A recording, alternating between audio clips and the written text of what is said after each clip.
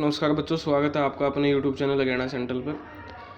हमने यहाँ तक आर्टिकल 123 तक हमने डिस्कस किए थे, ठीक है। और काफ़ी सारे बच्चों के मैसेज आ रहे हैं कि ग्रुप डी का एग्ज़ाम दे के आना चाहिए या नहीं दे के आना चाहिए। मैंने पहले भी बताया आपको, एग्ज़ाम कोई छोटा नहीं होता, कोई बड़ा नहीं होता, ठीक है। ना कोई छोटी पोस्ट होती, ना कोई आपकी बड़ी पोस्ट होती है। वो होता है आपकी पर्सनल रिक्वायरमेंट क्या है, फैमिली की रिक्वायरमेंट क्या है, आप क्या सोचते हो, वो उन चीज़ों पे डिपेंड करता है। और एग्ज़ाम दे के आओगे तो मान लो बिल्कुल ही मन भी नहीं है देने का, तो आप मॉक टेस्ट की तरह दे के आओ। और बिल्कुल ही नहीं देना तो वो भी आपका इंडिविजुअल डिसीजन है, ठीक है। खुद के फैसले खुद लेना सीखिए, ठीक है। समझिए, सुनिए सबकी, लेकिन करिए अपने मन की। ये एक अपने बूढ़े वडेरे जो है ना, वो यह कहा कर भाई करिए तेरे मन की, सुनिए सबकी।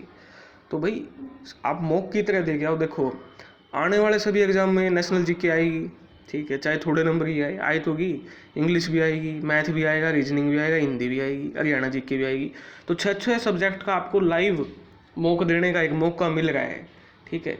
तो उसको दीजिए आप, आपको पता चलेगा कि हाँ भाई रियल सिचुएशन में एग्जाम दे के आए हो, कितने आपके क्वेश्चन ठीक है, कितने नहीं है। तो उससे एक आइडिया होगा ना। ज्वाइन करना ना करना वो आगे की चीज़ है, ठीक है। वो तो बहुत लंबी बात है, वहाँ तक पहुँचो तो पहले, ठीक है। कम से कम आप देखिए अभी क्या है कि 0.95 का एक क्वेश्चन है जनरल वाले बच्चों को, मतलब जनरल वाले बच्चों को, और जिसको 5 नंबर नहीं मिलते उनके लिए बता रहा हूँ। 0.95 का एक क्वेश्चन है। 75 क्वेश्चन मान लो आप करके आते हो, ठीक, तो कितना बनेगा? 47 हो गया ये, 366, 5 2 1 1, यानी 71 नंबर बनेंगे जब आप 75 क्वेश्चन ठीक करके आओगे, ठीक है। 71 नंबर बनेंगे जिसको 5 नंबर नहीं मिलते, उनके 71 मार्क्स मिलेंगे। तो आप अंदाज़ा लगा लो, अगर 75 क्वेश्चन ठीक करके आओगे तो आपके कितने मिलेंगे? आपको 71 नंबर मिलेंगे। और इसमें नॉर्मलाइजेशन होगा, तो नॉर्मलाइजेशन से 1 नंबर घट भी सकता है और 1 नंबर बढ़ भी सकता है। बढ़ना तो बहुत मुश्किल है, तो ये मान के चलो कि घटेगा ही, ठीक है। जहाँ तक मेरा अनुमान है घटना ही है लगभग, या उसी के, या तो 71 रहेंगे या फिर ये लगभग आपके 71.25 हैं, तो 71 हो जाएंगे, ठीक है। तो 75 क्वेश्चन में आपके कितने नंबर बन गए? 71, समझ रहे हो? हाँ, जो 5 नंबर है, मान लो 5 नंबर वाला बच्चा अगर यहाँ 75 क्वेश्चन ठीक करता है तो 5 नंबर और जुड़ गए, उसके कितने हो जाएंगे? 76, सिलेक्शन ले गया। और जो 5 नंबर वाला बच्चा है, मतलब जिसको 5 नंबर नहीं मिलते हैं, तो उसको 75 क्वेश्चन तो ठीक करने ही करने पड़ेंगे मिनिमम, जनरल की बात कर रहा हूँ। उसके बाद आप अगर जिसको 5 नंबर मिलते हैं, ठीक है, वो आपके 70 क्वेश्चन उसको भी ठीक करने पड़ेंगे। ऐसी बात नहीं है कि उसको भी नहीं करने पड़ेंगे, उसको भी मिनिमम 70 क्वेश्चन आपके ठीक करने पड़ेंगे हर हालात में, जिसको 5 नंबर एक्स्ट्रा मिलते हैं। 70 क्वेश्चन बोल रहा हूँ मैं, और 75 क्वेश्चन उसको ठीक करने पड़ेंगे जिसको आपके कितने मिल रहे हैं, मतलब जिसको कोई भी 5 नंबर नहीं मिल रहे हैं। तब जाके आप फाइटिंग जो आपका जोन है वहाँ आओगे। क्योंकि देखिए 11 लाख के 11.5 लाख के करीब फॉर्म है, अभी उनको किसी को नहीं पता कि कितने बच्चे यहाँ देने जाएंगे। मान के चलो कि 8-9 लाख बच्चे जाएंगे, ठीक है। तो 8-9 लाख जो बच्चे जाएंगे और मात्र 13,400 कुछ पोस्ट हैं, तो वेरी टफ कंपटीशन, ठीक है। और अभी पेपर भी नहीं पता। और सेकंड जो है आपका, जो सेकंड शिफ्ट है, यानी सेकंड डे एग्जाम है जिसका, सेकंड डे वालों को 10 से 12 क्वेश्चन का बेनिफिट होगा, ठीक है। 101% होगा, लिखवा के ले लो, ठीक है। 10 से 12 क्वेश्चन का उनको फ़ायदा होगा, ठीक है। हाँ, हो सकता है कि उनका स्कोर आ ही जाएगा, तो नॉर्मलाइजेशन का जो फ़ायदा हो वो मेरे हिसाब से जो पहले दिन एग्जाम है उनका हो सकता है, लेकिन वो नॉर्मलाइजेशन से कोई फ़र्क नहीं पड़ेगा। 1 नंबर का फ़र्क पड़ेगा। यहाँ 10 से 12 यानी 7 से 8 आपको नंबर का फ़र्क पड़ेगा, यानी 7 से 8 नंबर जिसका सेकंड डे पेपर है उसके 101% है, अगर उसने तैयारी की है तो, ठीक है। उसको 7 से 8 का बेनिफिट होगा। मैथ के वही क्वेश्चन आएंगे जो पहले दिन क्वेश्चन आएंगे, वही मैथ रीजनिंग के एग्जैक्ट आएंगे, ठीक है, बिल्कुल। हिंदी इंग्लिश का भी वही पैटर्न आएगा। तो 4 सब्जेक्टों में तो डायरेक्ट बेनिफिट है जिसका दूसरे दिन एग्जाम है, हिंदी में, ठीक है, इंग्लिश में, मैथ में और रीजनिंग में। इन 4 सब्जेक्टों में तो डायरेक्ट आपको बेनिफिट होगा, क्योंकि वही अनुलोम विलोम पता चल जाएगा आपको किस लेवल का पूछ रहे हैं। यही आपको एंटोनियम सिनोनिम पता चल जाएंगे, मैथ के पता चल जाएंगे, SI CI के कहाँ किस लेवल के पूछ रहे हैं, और वही पैटर्न के अगले दिन मिलेंगे क्वेश्चन एग्जैक्ट, क्योंकि उसको पैटर्न थोड़ा क्या है संतुलित रखना है, ठीक है। तो इसलिए मैं कह रहा हूँ जिसका दूसरे दिन एग्जाम हो 8 से 10 क्वेश्चन पहले ही आगे चल रहा है, ठीक है। तो वो और मेहनत करे। अब जो 7 दिन बचे हैं आपके, 7 दिन ही बचे हैं, आज का दिन तो चला गया, तो 6 दिन बच जाएंगे, ठीक है। चलिए अब स्टार्ट कर लेते हैं क्लास, काफ़ी मैंने बोल दिया। सुप्रीमो कोर्ट से related article 124 establishment and constitution of supreme court. 126 है आपका appointment of acting chief justice, मतलब एक्टिंग चीफ जस्टिस अपॉइंट करना, तो आर्टिकल 126 का प्रयोग किया जाएगा। एड होक पे जजेज रखने तो आर्टिकल 127 का यूज किया जाएगा। अटेंडेंस ऑफ रिटायर्ड जजेज at sitting of the supreme court article 128। अभी 34 जज क्या है आपके सुप्रीमो उसमें Haryana, Punjab and Haryana high court में। सुप्रीमो कोर्ट में स्ट्रेंथ कितनी है 66। और article 129 supreme court to be court of record बोला जाता है आर्टिकल 129 के तहत। सीट ऑफ सुप्रीमो कोर्ट होती है आर्टिकल 130 के तहत।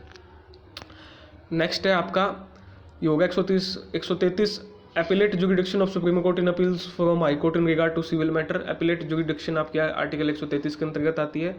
Appellate jurisdiction supreme court in criminal matter में 134 के तहत आती है। Special leave to appeal by the supreme court article 136। Conferment on the supreme court of power to issue certain writ, तो वो आती है आपके article 139। Law declared by supreme court, जो सुप्रीम कोर्ट ने लॉ डिक्लेयर कर दिया वो बाइंडिंग होगा बाकी सभी कोर्ट पे आर्टिकल 141 के तहत। Power of president to consult supreme court, यानी पावर है प्रेसिडेंट के पास कि वो सुप्रीम कोर्ट को कंसल्ट कर सकता है आर्टिकल 143 के तहत। Controller and auditor general Girish Chandra Murmu हैं, ILO के भी एक्सटर्नल ऑडिटर हैं, आपको ये जीके का पता होना चाहिए। और आर्टिकल 148 के तहत ये इंपॉर्टेंट आर्टिकल 148। गवर्नर की बात आती है, इंपॉर्टेंट है, सभी स्टेट के गवर्नर आपको पता होना चाहिए। हरियाणा के 18वें गवर्नर जनरल बंडारू दत्तात्रेय हैं, तेलंगाना राज्य से आते हैं, ठीक है। तेलंगाना राज्य कब बनता है 2014 में बनता है, हैदराबाद राजधानी है। और भी क्या है उसका मुख्यमंत्री, मेरे याद नाम नहीं है, मतलब पता है KCR है, क्या है भाई देख लेना। तमिलसाई सुंदरराजन उनकी वो है, क्या नाम है, गवर्नर है, ठीक है। आर्टिकल 153 गवर्नर ऑफ स्टेट से रिलेटेड है। एग्जीक्यूटिव पावर ऑफ स्टेट 154 में है। Article 155 appointment of governor, state ministers and advocate general. Council of minister to aid the adviser governor के लिए। काउंसिल ऑफ मिनिस्टर आपके article 163।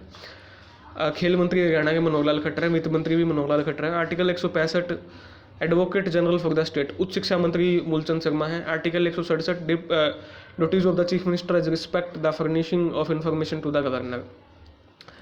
State legislature article 148 constitution of legislature in state. Article 169 abolition of creation of legislative council in state.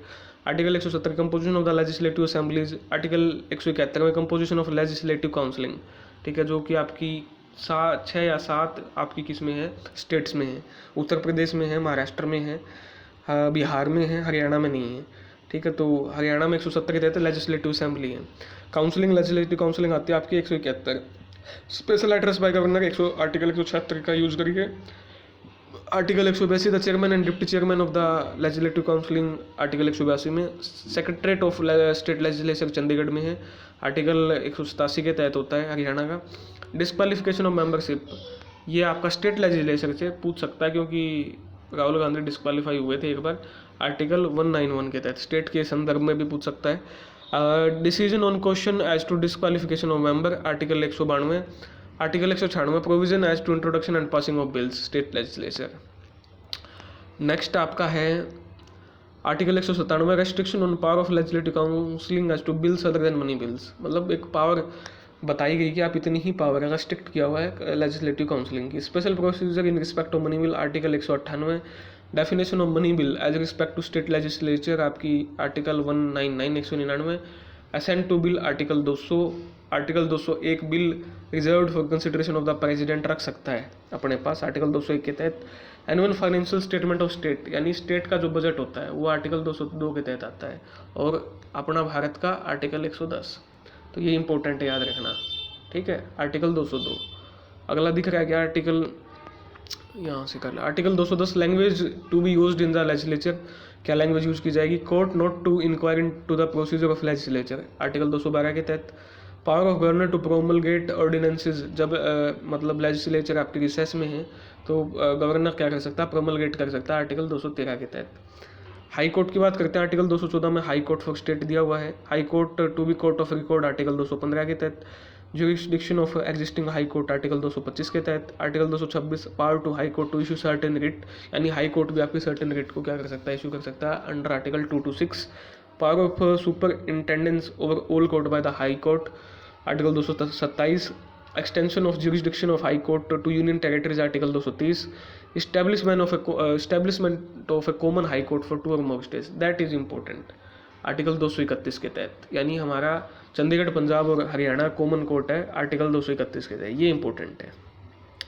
उसके बाद subordinate court, appointment of district जजेस किसके तहत नियुक्त होते हैं, article 233। Control over subordinate court article 235 के तहत। Administration of union territory article 239 के तहत। Certain creation of local legislature of council of minister for both for certain union territories article 239। 28 state हैं और 8 यूनियन टेरिटरी है भारत में। Article 239 A special provision with respect to Delhi, ये question आएगा, मुझे लगता है कि ये क्वेश्चन आएगा, गट फीलिंग्स बोल रही है, क्योंकि अभी जो काफ़ी चर्चाओं में था न्यूज़ में कि जो दिल्ली की पावर है वो छीन ली गई है, बड़ा बवाल हुआ था इस मामले पे, तो वो आर्टिकल आपका 239 ए है, ये स्पेशल प्रोविजन है विद रिस्पेक्ट टू दिल्ली, आएगा भाई क्वेश्चन, लिख लो इसको, ये क्वेश्चन आ रहा है। Article 239 provision in case of failure of constitutional machinery. Article 239 B power of administrator to promulgate ordinance in during recess of legislature, यानी आपकी जो यूनियन टेरिटरी है उसमें क्या वो क्या है, आपकी रिसेस में है तो वहाँ का जो एडमिनिस्ट्रेटर है वो वहाँ पर क्या कर सकता है, प्रोमलगेट कर सकता है ऑर्डिनेंस को, आर्टिकल 239 बी कहते हैं। ये तीनों ही आर्टिकल इंपॉर्टेंट है। पंचायत से रिलेटेड आर्टिकल 243 है, Gram Sabha article 243 B, constitution of panchayat, right to recall लागू करने वाला पहला राज्य हरियाणा है, ठीक है। 1994 में 74वां संविधान संशोधन, 73वां संविधान संशोधन आया था। 29 विषय हैं पंचायत के, ठीक है। 18 विषय म्यूनिसिपल उसके हैं, ठीक है। उसके बाद है आपका आर्टिकल 243 डी के तहत रिजर्वेशन ऑफ सीट है। आर्टिकल 243 एस के साथ power to impose taxes by and funds of the panchayat. Article 243 I के तहत constitution of finance commission to review financial position. Article 243 J audit of account of panchayat. Article 243 K election to the panchayat. और article 243 L application to the union territory. Municipalities के लिए आपकी article 243 Q, constitution of municipalities article 243 R composition of municipalities. Article 243 S constitution and composition of ward committee. Article 243 T reservation of seat. Article 243 X power to impose tax by and funds of the municipalities. Article 243 Y constitution of finance commission to review financial position. Article 243 Z A election to the municipalities. Article 243 Z B application to union territories.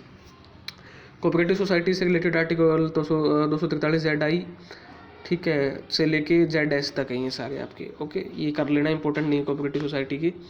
Scheduled and tribal areas के लिए 244 administration of scheduled area and scheduled tribes. Article 244 से formation of an autonomous state comprising certain tribal area in Assam and creation of local legislature of council of minister. Article 244 important है। उसके बाद है आपका centre state legislative relation. Article 245 और article 243 subject matter laws made by subject matter of laws made by parliament by the state legislature. Article 243, ठीक है। और उसके बाद है आपका residuary power of legislation. Article 243 के तहत इंपॉर्टेंट है। Power of parliament to legislate with respect to matter of state list, यानी स्टेट लिस्ट में भी आपका अमेंड कर सकती है पार्लियामेंट अगर वो नेशनल इंटरेस्ट में है, तो ये इंपॉर्टेंट आर्टिकल है आपका, ठीक है। 200 कितना है भाई, ये 249 के तहत 250 के तहत प्रोक्लेमेशन ऑफ इमरजेंसी कर सकती है आपकी। उस टाइम स्टेट लिस्ट में आपका कोई भी कानून बना सकते जब आपकी इमरजेंसी ऑपरेशन में है, ठीक है। Article 252 power of parliament to legislate for 2 और more state by consent and adoption by such legislation. Article 252, ठीक है। Legislation for giving effect to international agreement पर कोई वो देना है तो आर्टिकल 253 के तहत होगा वो, ठीक है। सेंटर स्टेट एडमिनिस्ट्रेटिव रिलेशंस आपके ये हैं, एक बार इनको देख लेना। Jurisdiction of the union in relation to territories outside India, तो ये आर्टिकल 260 के तहत है, ओके। कंटिजेंसी फंड इंडिया का आर्टिकल 267 में इंपॉर्टेंट है। कंसोलिडेटेड फंड या पब्लिक अकाउंट ऑफ इंडिया आपका आर्टिकल 266 में है, ठीक है। तो ये आपके कुछ borrowing by the government of India, उधारी जो उठाती है आर्टिकल 292 के तहत। Grant from the union to certain state article 275 के तहत, ठीक है। तो ये इंपॉर्टेंट आपके आर्टिकल्स थे, उम्मीद करता हूँ आपको समझ आए होंगे, देख लेना 2x की स्पीड पे। और जो भी कोई डाउट है आपका वो कमेंट सेक्शन में पूछ लेना। धन्यवाद। जय हरियाणा, जय भारत।